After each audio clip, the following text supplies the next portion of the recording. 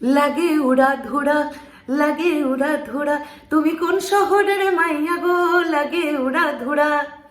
যখন একজন ফরেনার, একজন বিদেশি যিনি ইংরেজি ভাষায় কথা বলেন, তিনি বলছেন বাংলাদেশে এই গানটি ভাইরাল, তখন কতটা আনন্দের, কতটা গর্বের সকল বাংলাদেশির কাছে। এবং তিনি যখন বলছেন এটা একটা বাংলা সিনেমার গান এবং গোটা গানটাকে তিনি এনজয় করছেন, তিনি পজিটিভ রেসপন্স করছেন গানটাকে দেখে, প্রত্যেকটা অ্যাপ্রোচ, প্রত্যেকটা গানের লাইন, প্রত্যেকটা ক্যামেরার কাজ তিনি যখন পজ করে করে দেখছেন, সেগুলোকে নিয়ে রিয়াকশন দিচ্ছেন, তোমাদের কি মনে হয় না মেগাস্টার শাকিব খানের হাত ধরে বাংলা চলচ্চিত্র বিশ্বের দরবারে পৌঁছে গেছে? এটা আমরা বলতেই পারি, আর কোনো দ্বিধাই নেই আমাদের।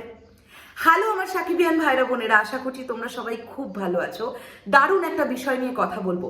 দেখো, আমরা এর আগে দেখেছি যে অস্ট্রেলিয়ান রিভিউয়াররা তারা লাগে উড়াধুরা সঙ্গের রিয়াকশন করছেন, রিভিউ করছেন। এছাড়া ইন্ডিয়া থেকে প্রচুর চ্যানেল করেছে, পাকিস্তান থেকে করেছে, অন্যান্য কান্ট্রি থেকে করেছে। আমরা রিসেন্টলি দেখলাম ইউরোপ থেকে একটি রিলস ভাইরাল হয়েছে, তোমরা নিশ্চয়ই জানো। বন্ধুরা, আজকে আমি আরো একজন মানুষকে নিয়ে কথা বলবো। আমি এখানে একটা স্ক্রিনশট অ্যাটাচ করছি, তোমরা দেখো। জাস্ট এটা বলতে হবে যে উনি হয়তো ল্যাঙ্গুয়েজ বুঝতে পারছেন না, এক্স্যাক্টলি বাংলায় কি বলা হচ্ছে উনি বুঝতে পারছেন না। উনি নিজেই বলছেন যে এক্স্যাক্টলি কি বলা হচ্ছে আমি তো বুঝতে পারছি না, তবে এটা আমি বুঝতে পারছি যে এটা একটা প্রচন্ড হ্যাপি সং, এটা একটা পার্টি সং, এটা উনি বুঝতে পারছেন। এবং এই যে যিনি ল্যাঙ্গুয়েজ বুঝতে পারছেন না তারও ভালো লাগছে এই গানটা, এটাই এই গানটার জন্য একটা অন্যতম পজিটিভ দিক। অর্থাৎ এই গানের বিট প্রচন্ড ক্যাচি, এই গানের সুর প্রচন্ড ক্যাচি, যে পারফরমেন্সটা হয়েছে এই গানে মেগাস্টার শাকিব খান, মিমি চক্রবর্তী এবং তার সঙ্গে সঙ্গে কো ডান্সার্সরা, তারা প্রচন্ড এনার্জেটিক।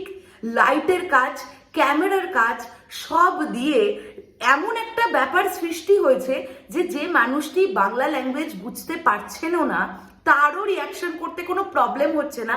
তিনি বুঝতে পারছেন যে এটা একটা আনন্দের গান, এটা একটা হ্যাপি মোমেন্টের গান, এটা একটা কাপল সং, বুঝতে পারছেন তারাও।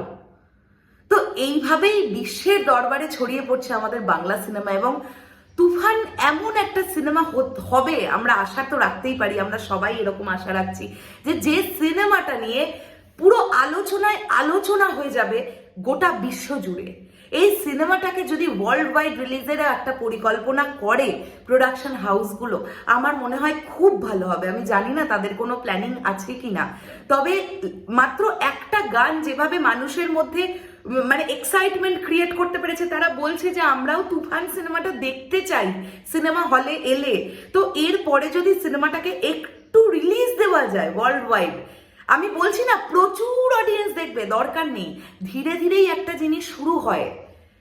প্রিয়তমা দিয়ে যে ব্যাপারটা মানে শুরু হয়েছে, সেটা রাজকুমারে আরো বেশ খানিকটা এগিয়েছে, সেটা তুফান দিয়ে আরো বেশ খানিকটা এগোবে, তারপরে দরদ দিয়ে আরো বেশ খানিকটা এগোবে। এইভাবেই তো এগোবে, তাই না? ওয়ার্ল্ড ওয়াইড রাজত্বটা তো ধীরে ধীরে শুরু হবে, এক লাফে তো আর গাছে ওঠা যায় না, ব্যাপারটা সেই রকম। তো আমার না একটা অনুরোধ থাকবে, এবং সাকিবিয়ানরা তোমরাও একটু অনুরোধ রাখো প্রোডাকশন হাউসগুলোর কাছে, লেখালেখি করো যাতে এই ছবিটাকে ওয়ার্ল্ড ওয়াইডও রিলিজ দেওয়ার একটা পরিকল্পনা করা যেতে পারে। এই সিনেমাটাকে নিয়ে কিন্তু সবাই এক্সাইটেড, এবং ওয়ার্ল্ড ওয়াইড তো আমি বলছি, এবং তার সঙ্গে সঙ্গে আমি চাইবো এই প্রজেক্টটা প্যান ইন্ডিয়ায় মুক্তি পাক। দরকার নেই সমস্ত ল্যাঙ্গুয়েজে মুক্তি পাওয়ার দরদের মতন করে, শুধুমাত্র হিন্দি ভাষাতে মুক্তি দেওয়া হোক, কিন্তু গোটা ভারতবর্ষে মুক্তি দেওয়া হোক।